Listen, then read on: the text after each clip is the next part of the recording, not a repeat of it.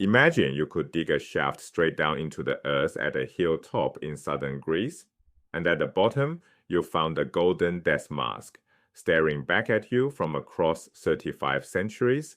That is exactly what happened to Heinrich Schliemann in the 1870s. He believed he was looking at the face of Agamemnon, the legendary king who led the Greeks to Troy. He was wrong about the identity. The mask was centuries older than any Trojan War could have been. But he was right about something far more important. Beneath the Greece, everyone knew there was an older, richer, and profoundly different civilization buried, one that had to be completely destroyed before the Greece we recognize could ever exist. The beginning of Greek civilization is not a story of gradual growth, it is a story of catastrophic collapse. The world that produced Homer, democracy, and philosophy was born not from a golden inheritance, but from ashes.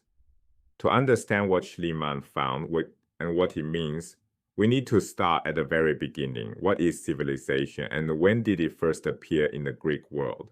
First, a critical ground rule. Everything discussed in this video comes from before written history. The further back we go, the less certain we become. Our primary evidence is archaeological, mute artifacts that must be interpreted, yielding approximate dates subject to ongoing scholarly debate. Where written records exist, we can speak with greater confidence.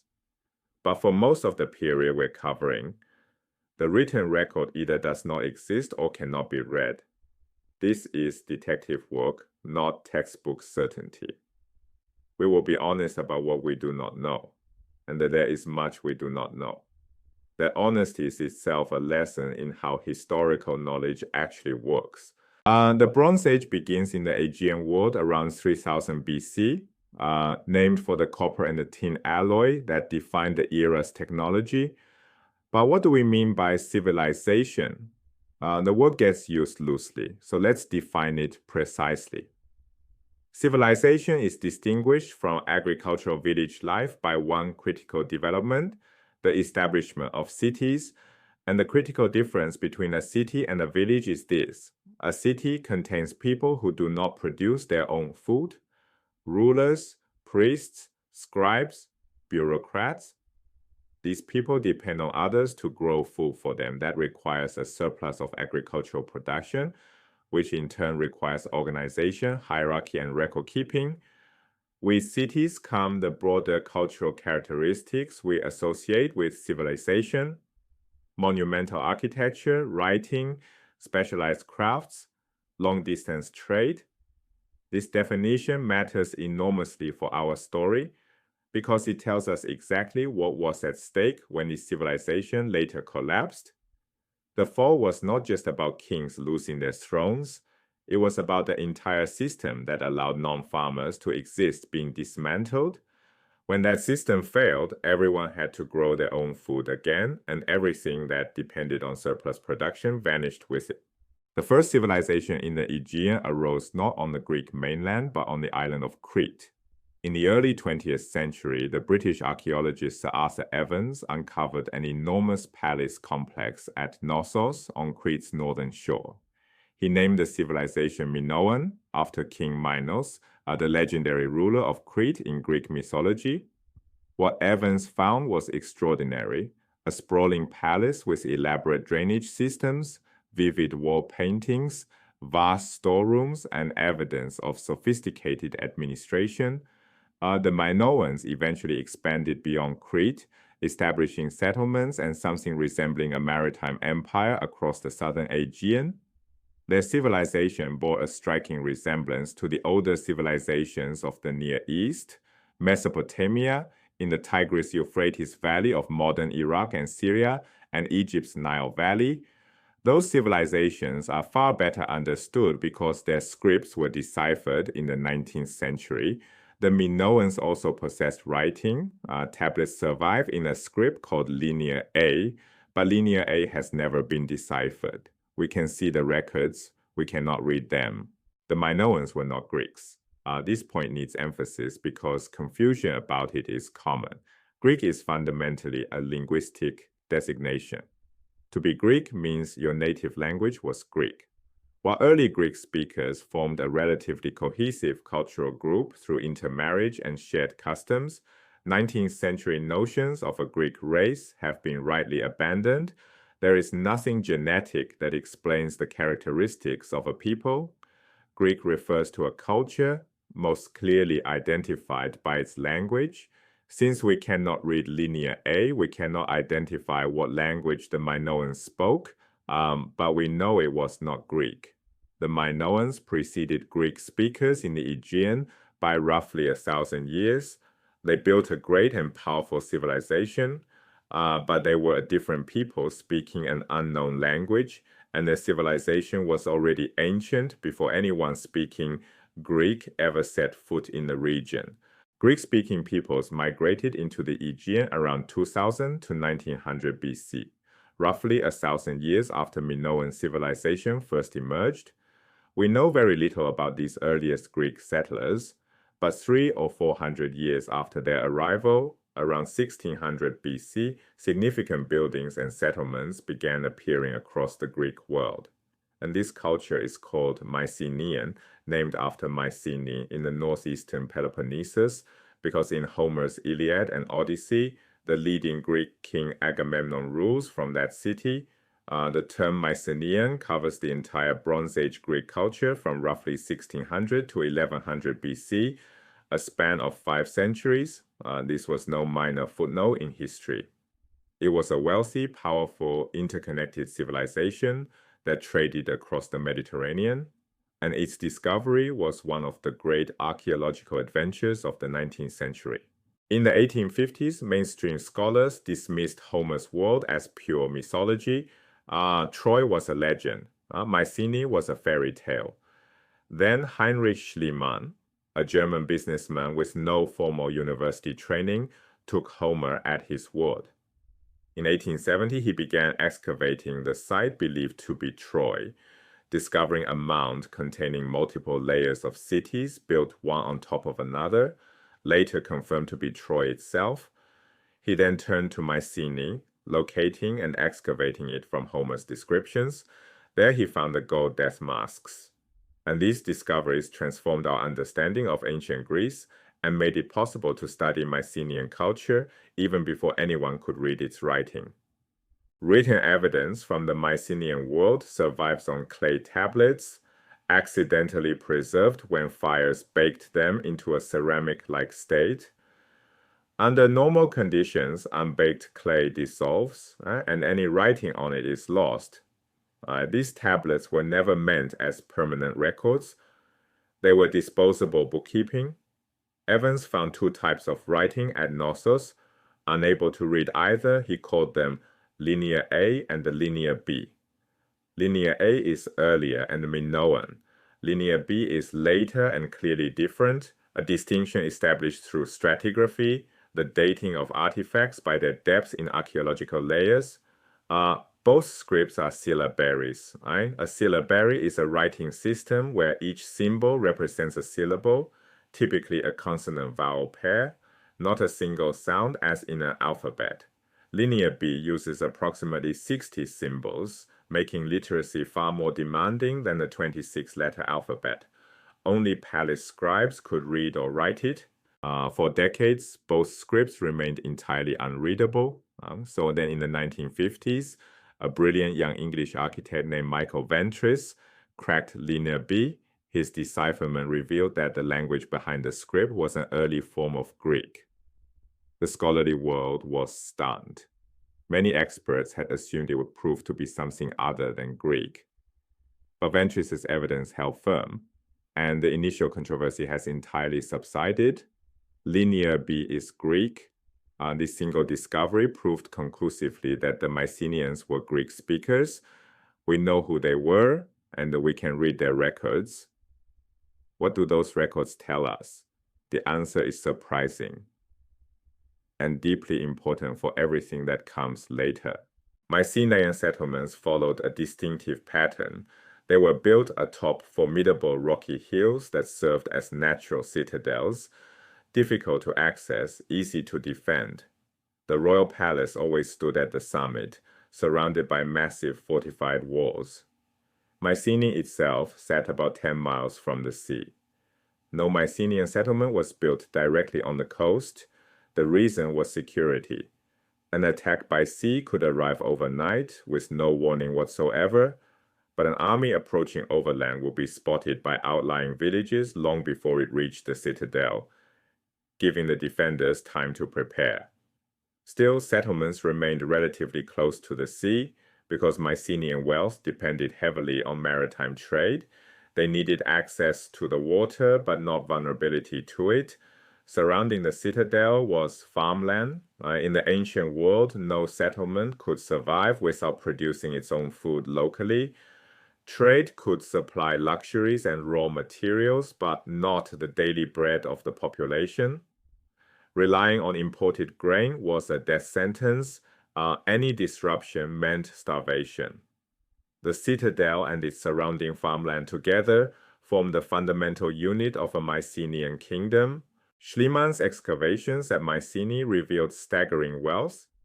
He found shaft graves, burial shafts dug straight down into the soil, arranged within a circular enclosure. Even more impressive were the tholos tombs, also called beehive tombs, enormous stone structures shaped like beehives with interior chambers reaching 50 feet or more in height. These were constructed from massive, finely worked stones and then deliberately buried under mounds of earth after completion, suggesting important religious practices surrounding royal burial. The construction cost was enormous. Even assuming slave labor, only a king could have commanded the resources needed to build such monuments. These were exclusively royal tombs. Inside the shaft graves, Schliemann found extraordinary treasures, death masks of pure gold placed directly on the faces of the deceased, jewels, finely crafted implements, and expensive weapons inlaid with precious metals. Only a handful of graves span a long period, suggesting successive kings buried in the same sacred ground over generations. All of this testifies to a wealthy civilization ruled by enormously powerful monarchs who concentrated the kingdom's resources in their own hands. Both archaeology and the linear bead tablets confirm extensive Mycenaean trade. Mycenaean pottery and artifacts appear throughout the Mediterranean, including in datable Egyptian contexts that help establish chronology. Trade networks reached Egypt, Mesopotamia, and even the Western Mediterranean. A major Mycenaean export was aromatic oil, olive oil infused with perfume sold in small ceramic vials. Why was this so valuable?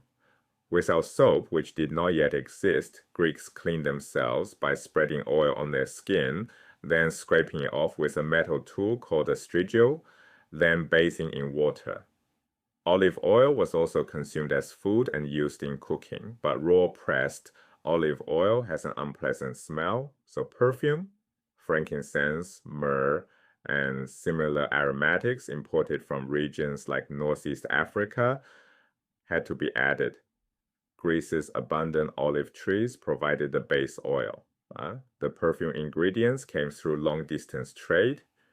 The finished product was exported across the Mediterranean. And here is something remarkable. Mycenaean pottery styles are nearly indistinguishable across vast distances. A broadly unified culture connected Mycenaean towns on both sides of the Aegean for 5 centuries, a globalized world within the ancient Mediterranean. Now we reach the conceptual heart of this story.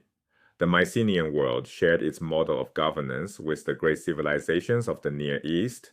In Egypt, Mesopotamia, and throughout the ancient world, a single king served as warlord, commander of armies, and controller of all state power. But the king's authority extended far beyond the military. He directed economic activity from his palace, assisted by large bureaucracies. In Mesopotamia, the palace distributed seed to farmers, dictated when and where and what to plant, an extraordinary degree of centralized economic control. And there was a third dimension of royal power, religion. In these civilizations, political and religious authority were fused in the same person. The Egyptian pharaoh was himself a god. Hammurabi of Babylonia claimed that the god Marduk personally appointed him to rule. His famous Law Codes preface says exactly that. Military power, economic control, and religious authority all concentrated in one figure. This was not an aberration. It was the normal condition throughout virtually all of human history. The separation of religious and secular authority that seems natural to modern democracies is historically rare and exceptional. It is the anomaly, not the norm. The Mycenaean king bore the title Wanax. The Wanax held a royal domain, appointed bureaucrats, commanded royal servants, and directed every aspect of economic life. The records his bureaucrats left behind reveal just how total that control was. The best evidence comes from Pylos, a Mycenaean palace on the western coast of the Peloponnesus. The linear bead tablets found there contain no reference to law and no authority beyond the king. They are overwhelmingly inventories and the palace instructions, the bookkeeping of a command economy. And the detail is staggering. These records cover only part of a single year, yet they document thousands of transactions across hundreds of places. Bronze allocated to specific locations for manufacturing arrowheads or swords, with precise notations of how many smiths are active at each site and how many are idle. Sheep on Crete counted to an exact total, 25,051. In a single Cretan village, the palace recorded 2 nurses, 1 girl, and 1 boy as employed. The amount of linen expected from the town of Ryan, specified down to the last measure. The records go even further into individual lives. A man named Dunias owes the palace the following: 2,200 liters of barley, 526 liters of olives, 468 liters of wine, 15 rams, 1 fat hog, 1 cow, and 2 bulls. A man called Terzaro owns 2 oxen. The palace recorded their names, Glossy and Blacky. This was a bureaucratic monarchy of a type entirely unexpected in Greece and thoroughly unlike anything that existed there afterward. The palace tracked every resource, every worker, every animal by name. Well, this was not Greek civilization as we know it. This was a Near Eastern palace state transplanted onto Greek soil. After flourishing for roughly 400 years, the Mycenaean world was destroyed. Around 1200 BC, a wave of attacks swept across the entire eastern Mediterranean, not just Greece, but multiple civilizations simultaneously. Egypt suffered assaults from Libya and from peoples the Egyptians called the Sea Peoples. The Hittite Empire in Anatolia, modern Turkey, came under devastating assault, confirmed by both written records and archaeological destruction layers. Syria, Palestine, and Cyprus were struck. Attacks reached as far west as Italy and Sicily. One group of sea peoples called the Pales connects to the Philistines of the Hebrew Bible and to the very name Palestine. The Mycenaean world was caught in this Mediterranean-wide catastrophe. Pylos fell around 1200 BC. Mycenae held on perhaps 50 years longer before it too was destroyed. Some major centers were entirely abandoned and never resettled, their very locations forgotten for thousands of years. What caused this catastrophe? Scholars have proposed multiple theories. Internal revolution, though revolutions typically occur when conditions improve, not during desperation. Environmental disaster, a pollen analysis suggests droughts, and a massive volcanic eruption on the island of Thera may have played a role, though its precise dating remains disputed. The Dorian invasion theory holds that waves of Greek-speaking Dorian tribes pushed southward over 1 or 2 centuries. Archaeological evidence supports prolonged threat. Mycenaean sites show strengthened walls and water cisterns carved deep into hillsides within the fortifications, preparations for extended siege. The collapse was not a single dramatic event, but an extended catastrophe stretching across decades. The destruction was total and permanent. Writing disappeared completely from Greece, from roughly 1100 until about 750 BC. 350 years of silence. When Greeks finally wrote again, their script bore no connection whatsoever to Linear B. They had borrowed characters from the Phoenicians, a seafaring people of the Eastern Mediterranean, and made a critical innovation. They invented vowels, and the result was a true alphabet with roughly 26 symbols, each representing a single sound. Far simpler than a 60-symbol syllabary, far more accessible to ordinary people. But between Linear B and this new alphabet lay an unbridgeable gap. No continuity, no evolution, no connection. Trade networks ceased entirely. Excavations of Dark Age sites yield no imported goods. Eastern Mediterranean sites contain no Greek objects.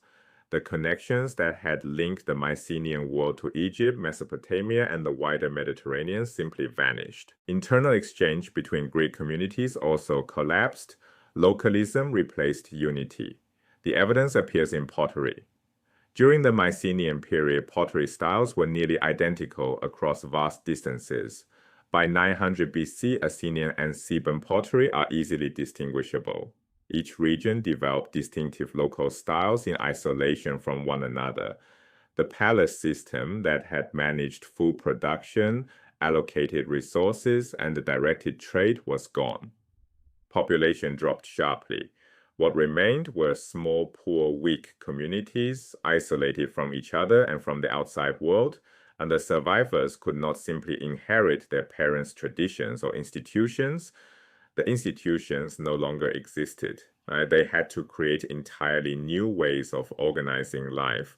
But the Mycenaean legacy was not entirely lost. Folk memory preserved elements of the Bronze Age as legend, to be neither rejected outright nor treated as accurate history. The Greeks of the classical period believed in a prior heroic age of mighty kings and great wars. Most significantly, an epic poetic tradition served as a vehicle for cultural memory across the silent centuries.